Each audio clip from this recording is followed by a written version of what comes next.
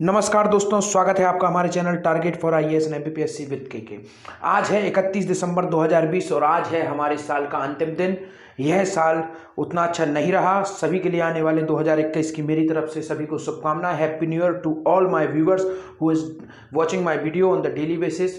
और आप सभी को मेरी तरफ से आने वाले नए साल हैप्पी न्यू ईयर की काफ़ी अधिक बधाइयाँ। और आप सभी लोग अपने आने वाले जो आपके ड्रीम्स हैं उनको प्राप्त कर लें इस साल 2021 में, क्योंकि एग्जाम्स भी बहुत अधिक आ रहे हैं। और आई होप उस सक्सेस में कुछ थोड़ा सा पार्ट मेरा भी बने इस करंट अफेयर के माध्यम से। तो आप सभी लोगों को मेरी तरफ से नव वर्ष की हार्दिक शुभकामनाएं। Wish you very very happy new year.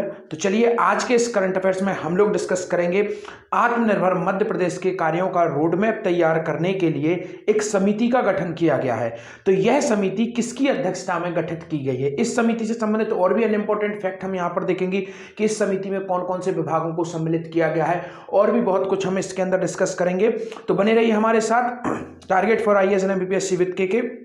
अगर आप पहली बार इस चैनल को विजिट कर रहे हैं तो प्लीज सब्सक्राइब कर दीजिए, बेल आइकन को दबा दीजिए, जिससे कि आपको नोटिफिकेशन मिलते रहें। और साथ ही साथ अगर आप इस लेक्चर की पीडीएफ प्राप्त करना चाहते हैं तो जरूर से आप हमारा टेलीग्राम चैनल को ज्वाइन करिए, क्योंकि वहां पर आपको अन्य इन्फॉर्मेशन भी मिलती रहती है। और फ्री ऑफ टेस्ट भी हम उस पर शुरू करने की कोशिश कर रहे हैं, जो कि हमारे टेलीग्राम चैनल पर ही आपको अवेलेबल हो पाएंगे। तो आप जरूर से जरूर टेलीग्राम चैनल को ज्वाइन करिए, लिंक उसकी डिस्क्रिप्शन में है, वहां से आप टेलीग्राम चैनल ज्वाइन कर सकते हैं। और जितनी भी हमारी करंट अफेयर्स की वीडियो हैं हमेशा के लिए वहां पर अवेलेबल रहती हैं, आप कभी भी उन्हें एक्सेस कर सकते हैं। तो चलिए आइए डिस्कस करते हैं। आत्मनिर्भर मध्य प्रदेश के कार्यों का रोड मैप तैयार करने के लिए समिति का गठन, इस समिति में किन विभागों के अधिकारियों को लिया गया है? तो जो आत्मनिर्भर मध्य प्रदेश है, इसके कार्यों का रोड मैप तैयार करने के लिए, अर्थात क्या रोड मैप होगा, क्या ब्लूप्रिंट होगा इसका, वह तैयार करने के लिए समिति का गठन किया गया है। और इस समिति में किन विभागों के अधिकारियों को लिया गया है? यहां पर यह क्वेश्चन है कि इस समिति में किन विभागों के अधिकारियों को लिया गया है। तो चलिए आइए देखते हैं। आपका ऑप्शन नंबर 1 है स्कूल शिक्षा विभाग, ऑप्शन नंबर 2 है आदिम जाति कल्याण विभाग, ऑप्शन नंबर 3 है दोनों सही, और ऑप्शन नंबर 4 है इनमें से कोई नहीं। तो दोस्तों इसका राइट आंसर है आपका ऑप्शन नंबर 3, दोनों ही सही। जी हां, दोनों विभागों को इसके अंदर लिया गया है, स्कूल शिक्षा विभाग और साथ ही साथ आदिम जाति कल्याण विभाग को इसके अंदर साथ में शामिल किया गया है। आत्मनिर्भर मध्य प्रदेश कार्यों के लिए जो रोड मैप तैयार किया जा रहा है, उसके लिए गठित जो समिति की गई है, उसमें किन विभागों के अधिकारियों को लिया गया है? तो इसमें लिया गया है स्कूल शिक्षा विभाग के अधिकारी और साथ ही साथ आदिम जाति कल्याण विभाग के अधिकारियों को इसमें लिया गया है। आदिम जाति कल्याण विभाग की स्थापना कब हुई थी? 1965 में इसकी स्थापना हुई थी। तो चलिए आइए देखते हैं क्या है पूरी न्यूज। इसी से संबंधित हमारा एक और नेक्स्ट क्वेश्चन इसी से संबंधित है, जिसको हम यहां पर देखेंगे, क्योंकि यह जो आत्मनिर्भर इनिशिएटिव है, मैं आपको इसका कुछ ब्रीफिंग बताना चाहूंगा।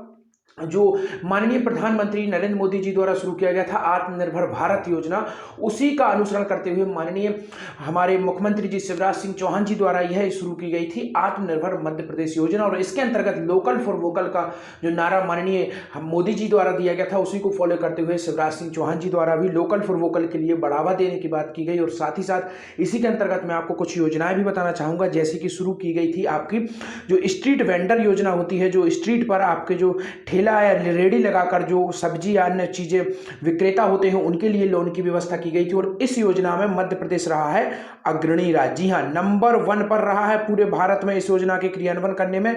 तो यह भी काफी अधिक इंपॉर्टेंट फैक्ट है इससे संबंधित। तो इस तरीके के और भी अन्य इनिशिएटिव लिए गए, जैसे कि जो जीवन शक्ति योजना के अंतर्गत महिलाओं को मास्क निर्माण के कार्य में लगाया गया था उस दौरान, और भी अन्य इंपॉर्टेंट कार्य किए गए थे, जिससे कि बैंक सखी योजना भी एक शुरू की गई थी, जिसमें रोजगार स्वसहायता समूह की जो महिलाएं थी, उन्होंने बैंकिंग से जुड़े हुए जो कार्य थे उनकी में मदद की, ग्रामीण क्षेत्र के जो लोकल के लोग थे उनकी। और साथ ही साथ एक और योजना शुरू की गई थी, जिसके अंतर्गत महिलाओं को बिजली चोरी रोकने का जिम्मा दिया गया था, और ग्रामीण क्षेत्रों में जो भी बिजली के नए कनेक्शन होते हैं और जो भी ऑनलाइन पेमेंट होती है, उनसे संबंधित जानकारियां दी गई थी कि वो ग्रामीण लोगों को उसके प्रति सचेत कर सकें, उन्हें शिक्षित कर सकें। तो यह था कुछ इंपॉर्टेंट फैक्ट इस साल के, और कुछ इंपॉर्टेंट फैक्ट जो कि हमारे आत्मनिर्भर मध्य प्रदेश से संबंधित थे। क्योंकि हमारा हमेशा कोशिश यह होती है कि हम आपको मध्य प्रदेश का ओनली करंट नहीं, पुराने करंट साथ ही साथ जो भी स्टैटिक जीएस होते हैं उनसे लिंक करा के पढ़ाने की कोशिश करते हैं। और यह अपने आप में हमारे करंट अफेयर्स को और अलग करंट अफेयर्स से अलग बनाता है। तो चलिए आइए देखते हैं तो आत्मनिर्भर मध्य प्रदेश के कार्यों का रोड मैप तैयार करने के लिए समिति का गठन किया गया है। तो किसकी अध्यक्षता में इस समिति का गठन किया गया है? तो आपका ऑप्शन नंबर 1 है श्रीमती जयश्री कियावत जी, मुख्यमंत्री शिवराज सिंह चौहान जी, यशोधरा राजे सिंधिया जी या नरोत्तम मिश्रा जी। तो दोस्तों इसका राइट आंसर है आपका ऑप्शन नंबर 1 श्रीमती जयश्री कियावत जी हैं। इनके द्वारा, इनकी अध्यक्षता में यह जो आत्मनिर्भर मध्य प्रदेश इनिशिएटिव है, इसके लिए जो रोड मैप तैयार करने के लिए समिति का गठन किया गया है, वह इन्हीं की अध्यक्षता में गठित की गई है। कौन है ये? श्रीमती जयश्री कियावत, इनकी अध्यक्षता में इसे गठित किया गया है। यहां पर यह भी बताना चाहूंगा कि इसके अंदर 2 विभाग हैं, हमने पहले डिस्कस किया था, जनजातीय कल्याण विभाग और साथ ही साथ शिक्षा विभाग, और यह शिक्षा विभाग से ही संबंधित है जयश्री कियावत। आगे मैं बताऊंगा जब हम इसे डीपली डिस्कस करेंगे। देखते हैं ऑप्शन नंबर 2 मुख्यमंत्री शिवराज सिंह चौहान। मुख्यमंत्री शिवराज सिंह चौहान जी से संबंधित कुछ योजना आपको बताना चाहूंगा। कल इन्होंने भोपाल में एक मेला लगाने की बात की गई, तो किनके नाम पर यह मेला लगेगा? इसका उत्तर जरूर आप लोग दीजिए कमेंट सेक्शन में। मैं आप लोगों को नहीं बताऊंगा, बस इतना बताऊंगा कि यह मेला भोपाल में लगाया जाएगा। कल मैंने आप लोगों से डिस्कस किया था, और इतना तो आप लोगों से उम्मीद रख ही सकता हूं कि आप लोग जरूर इसका भी आंसर साथ ही साथ देंगे। जो आज का मैं क्वेश्चन पूछूंगा उसके साथ साथ आप लोग यह भी आंसर देंगे कि मध्य प्रदेश में जो भोपाल में नया मेला शुरू करने की बात कही गई थी शिवराज सिंह चौहान जी द्वारा, तो किसके नाम पर यह मेला शुरू किया जाएगा? काफी इंपॉर्टेंट नाम था उनका, मैंने आप लोगों को बताया था। स्वतंत्रता सेनानी भी थी वो, और महिला सशक्तिकरण के लिए एक सबसे अच्छा उदाहरण भी थी, तो काफी इंपॉर्टेंट है। और शिवराज सिंह चौहान जी से संबंधित एक और इंपॉर्टेंट फैक्ट है कि अभी भोपाल में उन्होंने अटल बिहारी वाजपेयी जी की मूर्ति का भी अनावरण किया था। और अटल बिहारी वाजपेयी जी के नाम पर जो संग्रहालय बन रहा है वह किस जिले में बन रहा है? तो वह बनाया जा रहा है ग्वालियर में। काफी इंपॉर्टेंट है, ग्वालियर में ही इनका जन्म हुआ था, तो यह काफी इंपॉर्टेंट है अटल बिहारी वाजपेयी जी से संबंधित। और 25 दिसंबर को मनाया जाता है। कौन सा दिवस मनाया जाता है ये आप लोग मुझे बताएंगे। चलिए आइए देखते हैं यशोधरा राजे सिंधिया, यह कौन है? यह मध्य प्रदेश की उच्च शिक्षा मंत्री और साथ ही साथ आपकी खेल मंत्री भी यही हो रहे। इनके द्वारा काफी इंपॉर्टेंट कार्य किए गए हैं, जैसे कि अभी हम लोगों ने देखा था कि आधुनिक इक्विपमेंट लाने की बात इनके द्वारा कही गई थी। शिवपुरी से यह चुनकर आती हैं नरोत्तम मिश्रा जी, सभी को मालूम होना चाहिए, मध्य प्रदेश के गृह मंत्री, संसदीय कार्य मंत्री और साथ ही साथ जेल मंत्री भी यही है। चलिए आइए देखते हैं नेक्स्ट क्वेश्चन। आत्मनिर्भर मध्य प्रदेश का लक्ष्य किस वर्ष तक रखा गया है? अर्थात आत्मनिर्भर मध्य प्रदेश का जो लक्ष्य है यह अपने आप में अद्वितीय है। क्यों अद्वितीय है? क्योंकि इसके लिए डेडलाइन दी गई है मध्य प्रदेश गवर्नमेंट द्वारा। मध्य प्रदेश गवर्नमेंट के मुखिया माननीय मुख्यमंत्री शिवराज सिंह चौहान जी द्वारा इसके लिए डेडलाइन दी गई है। डेडलाइन अर्थात यह डिसाइड किया गया है कि हम आगामी इस समय तक आत्मनिर्भर मध्य प्रदेश के जितने भी पैरामीटर्स हैं उनको प्राप्त कर लेंगे। तो आपका ऑप्शन नंबर 1 है 2023 तक इसे प्राप्त कर लिया जाएगा, 2021 तक इसे प्राप्त कर लिया जाएगा, या 2022 तक इसे प्राप्त कर लिया जाएगा, या 2024 तक इसे प्राप्त कर लिया जाएगा। तो दोस्तों उसका राइट आंसर है ऑप्शन नंबर 1, 2023 तक आत्मनिर्भर मध्य प्रदेश का लक्ष्य प्राप्त करने का लक्ष्य रखा गया है और इसका रोड मैप तैयार किया गया है। जयश्री जो हमने देखा अभी, उनको अध्यक्ष बनाया गया है। 2 विभाग इसमें शामिल है, शिक्षा विभाग और साथ ही साथ आपका जनजातीय कल्याण विभाग। तो यह थे कुछ इंपॉर्टेंट फैक्ट इससे संबंधित। चलिए आइए अब डीपली तरीके से हम यहाँ पर डिस्कस करते हैं। आत्मनिर्भर मध्य प्रदेश के कार्यों का रोड मैप तैयार करने के लिए समिति का गठन किया गया है। आत्मनिर्भर मध्य प्रदेश वर्ष 2023 की कार्य योजना एवं नीति बनाने के लिए, यानी 2023 इसका नाम ही रखा गया है, के लिए स्कूल शिक्षा विभाग और आदिम जाति कल्याण विभाग के अधिकारियों की एक संयुक्त टीम का गठन किया गया है। गठित समिति आदिम जाति कल्याण विभाग के कार्यों का स्कूल शिक्षा विभाग के विद्यालयों के साथ विलय संबंधी प्रस्ताव पर अपनी अनुशंसाएं 2021 तक सौंपेंगी। तो यहाँ पर विलय की भी बात कही जा रही है और यह समिति अपना 2021 तक इससे संबंधित प्रस्ताव सौंपेंगे। किससे संबंधित?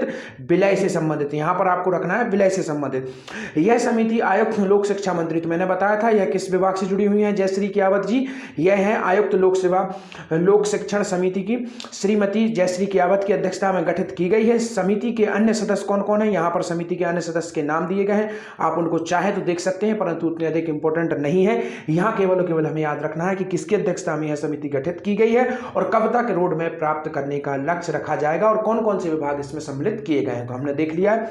चलिए आइए देखते हैं हम लोग हमारा नेक्स्ट क्वेश्चन। राज्य मंत्री श्री परमार ने प्रतिवेदना निवारण प्रबंधन प्रणाली का शुभारंभ किया है। यह किससे संबंधित है? एक प्रणाली है, जिस तरीके से आप समझ सकते हैं इसका नाम क्या है, वेदना निवारण प्रबंधन प्रणाली।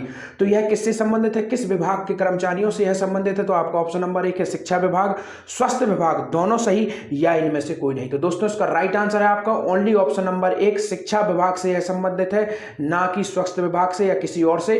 तो यह केवल और केवल संबंधित है आपके शिक्षा विभाग से। क्या नाम है इस योजना का?